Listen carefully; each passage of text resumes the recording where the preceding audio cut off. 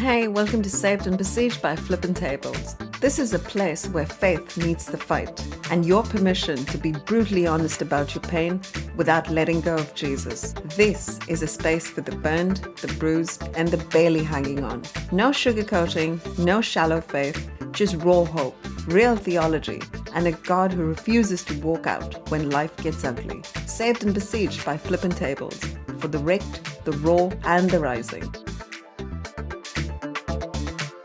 Hey, this is Cece. And I'm JR. Together we're JRCC. Our mission is simple, to bring you one podcast at a time about faith. Not the polished, sugar-coated version, but real faith.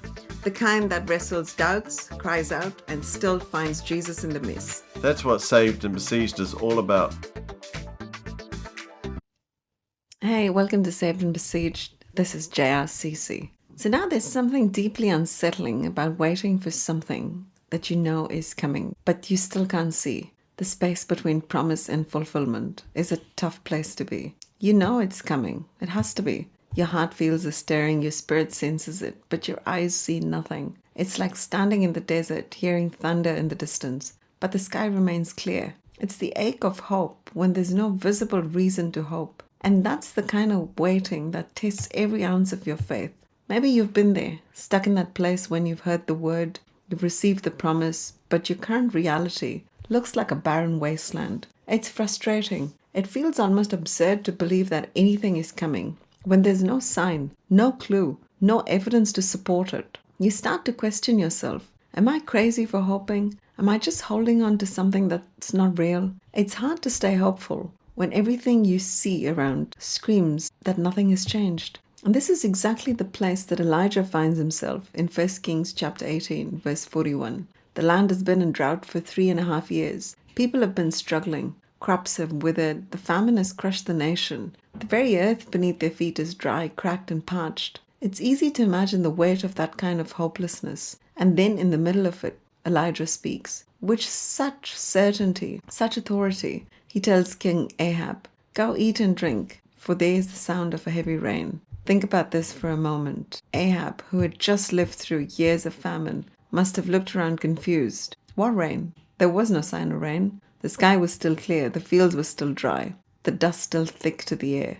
To Ahab's eyes, the promise of rain sounded absurd. But Elijah wasn't speaking to the conditions he could see. He wasn't operating on the basis of physical evidence. Elijah was hearing something that wasn't visible. The sound of abundance. The sound of rain. In a place that had only known dryness. And that's where faith starts. Faith begins when you hear the promise before you can see the evidence. It's when you listen for the rain that hasn't fallen yet, the blessing that hasn't come yet.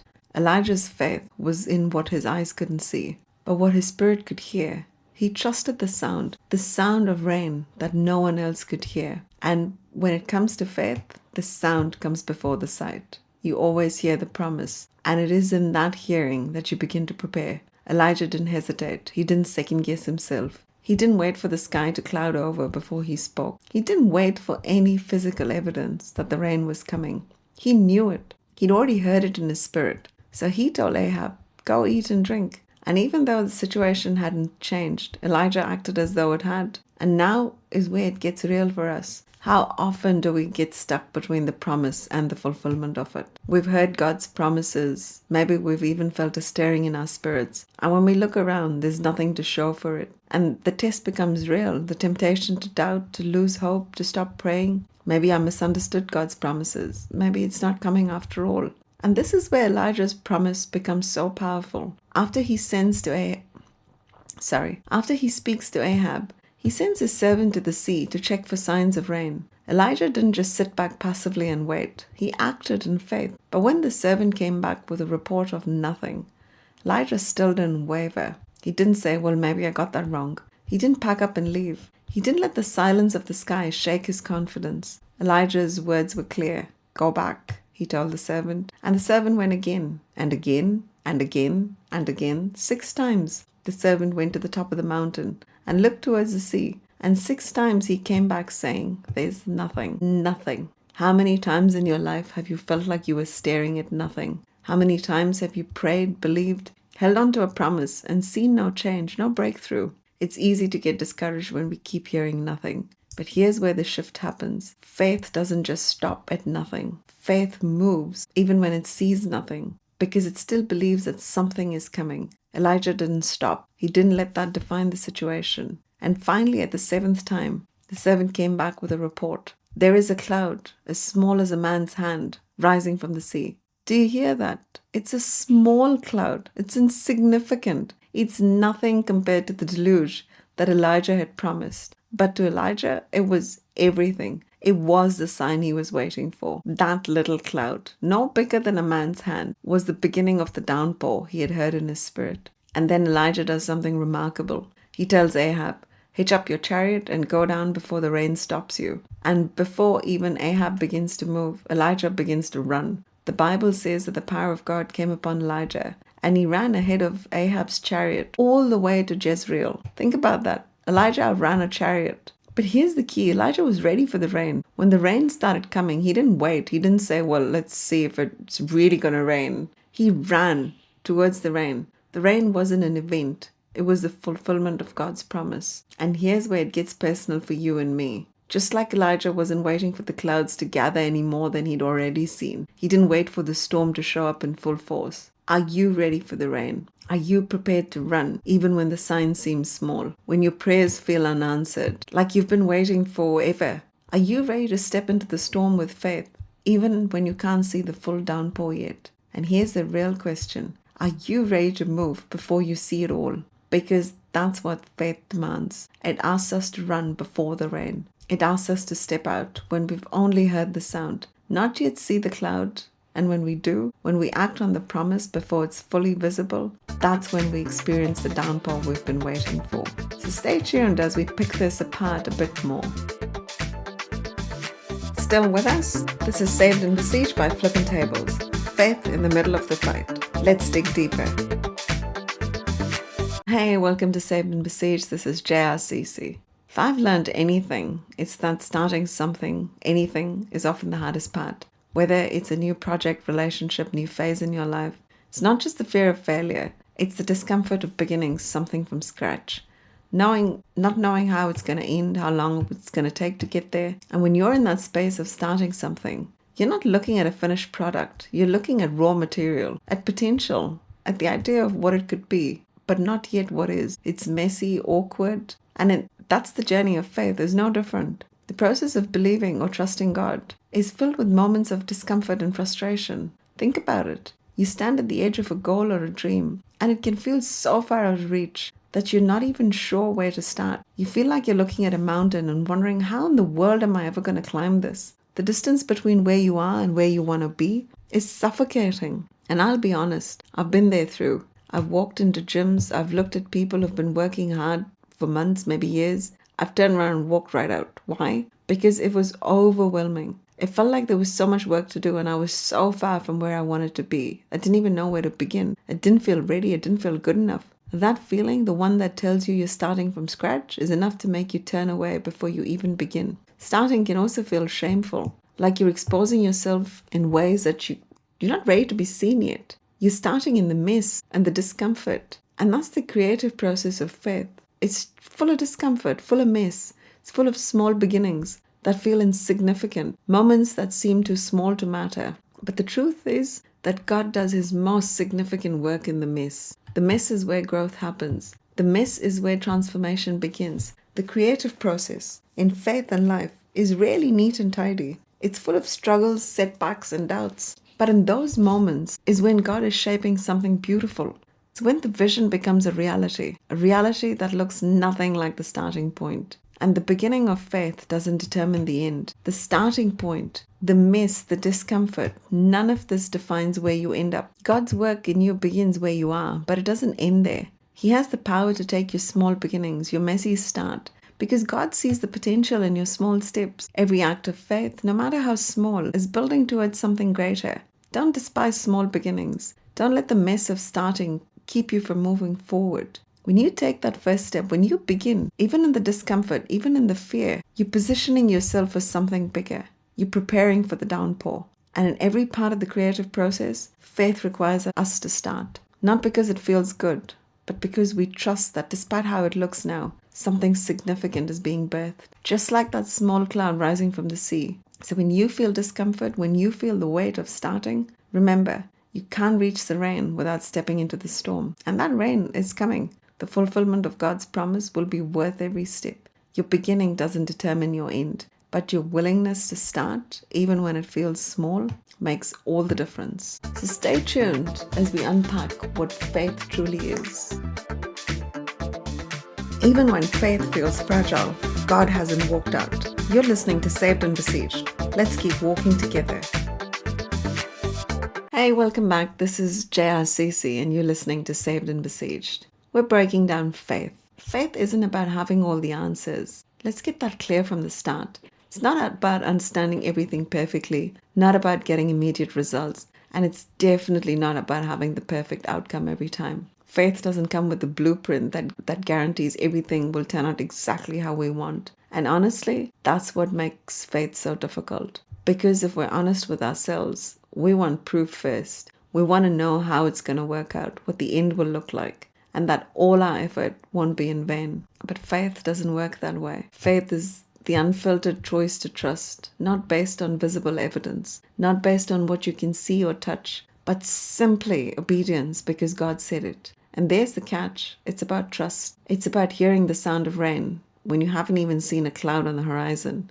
That sounds stupid. Because moving forward when everything around you says stop, don't bother, sounds silly. But it's about believing in something invisible, something that doesn't exist in the physical world, but exists powerfully in your spirit. Elijah's faith was a prime example of this, because Elijah's faith wasn't anchored in what was visible. It was anchored in the sound of something coming. And that's what faith is. Hearing the promise, hearing the truth, even when the circumstances scream something different. Think about that for a moment. Elijah hears the sound of rain, but nothing says rain. And the kicker among all of this, faith changes you before it changes your situation. And here's where it gets real for me and you. Faith never looks like the way we expect it to. So often when we expect faith to feel safe, to feel like we have control, to feel like we're headed down a path that's clearly marked, that's never the case. True faith, the kind that moves mountains, is really messy. It never feels certain. So when Elijah believed, the sky was clear. There was no rain, no storm clouds. Yet Elijah acted on a promise he couldn't see. And it's easy to believe when everything's going well, when life's falling into place, when you see the blessings pouring in, when the prayers feel like they're being answered. Faith can feel easy. But real faith, the kind that holds up when the storms come, is a different type. The faith that shows up when the drought is at its worst. Faith is the courage to move forward when everything around you screams stop. And I've been there. I've been stuck in a dry season looking around, feeling like nothing's working, nothing's changing. I'm not sure what the next step should be. Feels like a waste of time, doesn't it? Because I've prayed, I've believed, and there was no change, no sign of rain, no cloud even to point to that, to say it's coming. And that's the hardest place to be. But the raw truth is, faith in those dry seasons is the most powerful faith there is. Because my eyes are on His word, not on what I can see. It's easy to trust God when the evidence is clear. It's easy to believe when the sky is full of clouds, or even a single cloud, that the rain is about to pour. But when you're standing on dry ground, hearing the sound of rain and there's no cloud in sight, that's when the real faith moves. It's in the dry places that God asks us to take a step forward, to keep moving even when it feels like there's no point, in the silence, in the waiting, in the unseen moments, when we learn to trust not just in the rain, but in the God who promises it. And here's what's more powerful. God doesn't need rain to show up, to prove Himself to you. He's already working. He's waiting for you to take a step in faith, to move before you see the answer. Because real faith is not about seeing, then believing. It's about believing, then seeing. It's hearing the promise and holding it. And that's when faith becomes transformational. It transforms you before it transforms your situation. It changes the way you think, the way you move, the way you pray. And faith shifts your perspective from looking at what's in front of you to trusting in what God already has promised. So if you're in that dry place, when you're hearing the sound of rain but only seeing dust, remember, that's when your faith is the most powerful. Keep moving, keep trusting, the rain's coming. But first, you have to believe it's already here. So stay tuned as we continue to unpick this. Ever questioned if God still hears you? You're not alone. This is Saved and Besieged with JRCC. Let's get back into it.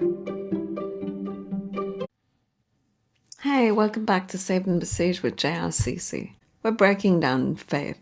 But invisibility is a tough enemy of faith, one that many of us have faced, whether we realize it or not. It's that feeling when something's coming, but right now you're invisible. It's frustrating. It's that moment when invisibility hits the hardest. It's the place where faith feels so fragile, so small, and the evidence of your trust in God almost seems non-existent.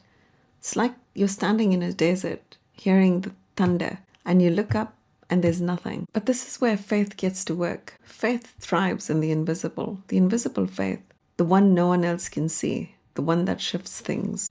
That tiny insignificant cloud was a sign that God was at work. That's faith in the invisible. It's trusting the small signs. And here's where it gets personal for you. If you're in a season of invisibility, if you're feeling like no one sees what you're carrying, no one understands what you're believing, know this. Your faith is working even when it's invisible because God sees it and He's already at work in ways you can't see. The cloud may be small, might be insignificant, but it's a sign that something bigger is coming. You have to remain in position. The rain is coming and your faith is the catalyst. And then comes the real battle, the struggle with insignificance. Because you've been holding on, believing, trusting, waiting, but after a while, the constant disappointment starts to weigh in. You've seen nothing but failure, nothing but delay. You've prayed, hoped, you've put in the work, but it feels like you're going nowhere. It feels like your faith doesn't matter anymore because it feels too small. And you start to question whether it's even worth it anymore. Elijah knew exactly what this felt like. He didn't get the rain immediately after praying. He didn't even get it after the first, second, or even sixth time of sending his servant up to look for signs of rain. 6 times. The report was nothing. Imagine that.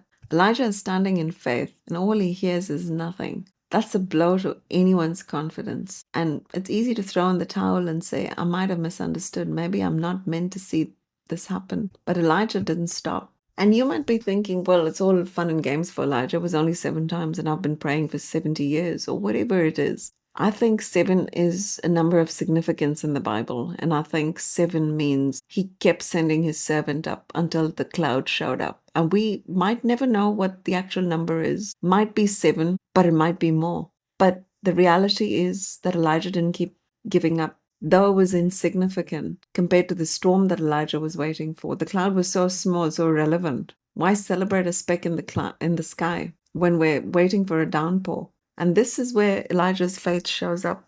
He doesn't ignore it. He doesn't mock it or say, oh, that's nothing. He doesn't dismiss it. He sees those tiny clouds beginning, and he knows that that's not the end. And this is a powerful lesson for us. The battle with insignificance comes when we're waiting for the big breakthrough, the grand moment, the massive flood of success. And all we see is something so small, so barely noticeable. It feels like a waste of time. And you've been working on your goals, and all you see is a small incremental progress. But here's the truth. That small insignificant step is a huge victory in God's kingdom. Elijah knew that a small cloud, no matter how insignificant it seemed, was the first evidence of what was to come. In God's economy, small doesn't mean unimportant. Small is often the seed of something massive. Think about the boy with 5 loaves and 2 fish in John chapter 6. It wasn't enough to feed thousands. It seemed laughable. What could 5 loaves and 2 fish do in a crowd of thousands? But Jesus took what seemed stupid and He multiplied it. That small offering became the means by which a miracle was performed.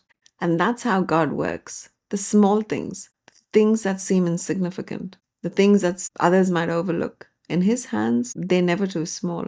They're never wasted. Your small steps, your sucky starts, tiny victories, they're all signs of something bigger. And Elijah didn't get discouraged because he knew nothing is too small to be used for something great. And faith is the courage to celebrate the small stuff, the little victories. Celebrate the sucky starts because it's a sign that God is working. Even when you haven't seen the full picture yet, trust God with the details, that He's using the smallest things for His purpose, and nothing's wasted. And nothing's not nothing. It's always the beginning. And then comes the moment that knocks the wind out of you. You might think you're out of the woods now. You've worked out invisibility and significance. Now the intimidation. You've seen the first sign of rain. You've heard the sound of downpour. The storm's finally coming. And the enemy sends a message. You're not ready. You can't handle it. You're in danger. You'll never make it. And for Elijah, That came in the form of Jezebel's threat. After Elijah had called fire down from heaven on Mount Carmel,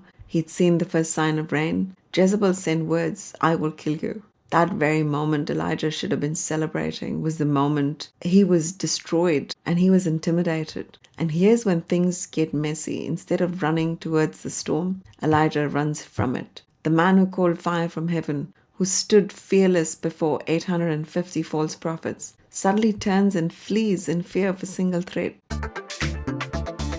Isn't it crazy how we're better at surviving famine than we're at surviving abundance? Think about it. When things are dry, when things are hard, we know how to pray, we know how to beg for God to intervene. But when the rain comes, when God's promises begin to break through, it's like a switch flips and suddenly we're scared. We've prayed for this blessing and now this breakthrough is in front of us. And it's like we don't know how to handle it because we're intimidated. There's threats around it. Can I really carry this? Am I deserving? What if it's too much? What if I fail? We just go back into that loop. And we can't handle the weight of the breakthrough that we've been praying for. And that's what happened to Elijah. He was running from what he prayed for, the rain. Why? Because intimidation isn't about fear of the storm. It's the fear that we won't be able to handle the very thing we've been asking for. It's the fear that the weight of the blessing is going to crush us. So are you now ready to handle the blessing? Are you ready to handle the rain? Elijah's mistake was thinking he was better off running from the rain.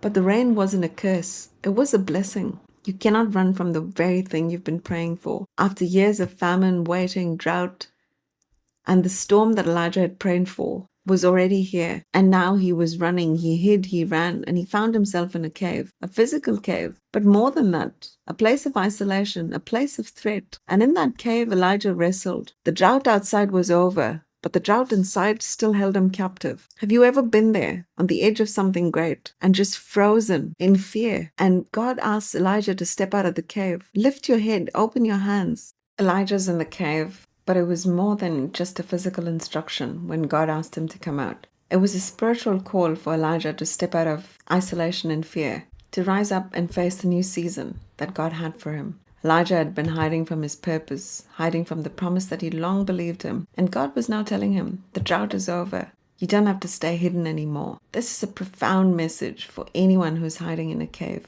Maybe it's a literal cave, a place of physical exhaustion, overwhelming circumstances. Maybe it's a metaphorical cave, a place where you've withdrawn from people, from purpose, from your own dreams, because you feel like you can't handle what's coming next. You've been in a drought, and even though you've prayed for rain, the new season can feel intimidating, too big, too overwhelming. And he reminds him that you're not the only one, Elijah. And this is the beauty of God. He's not done with you.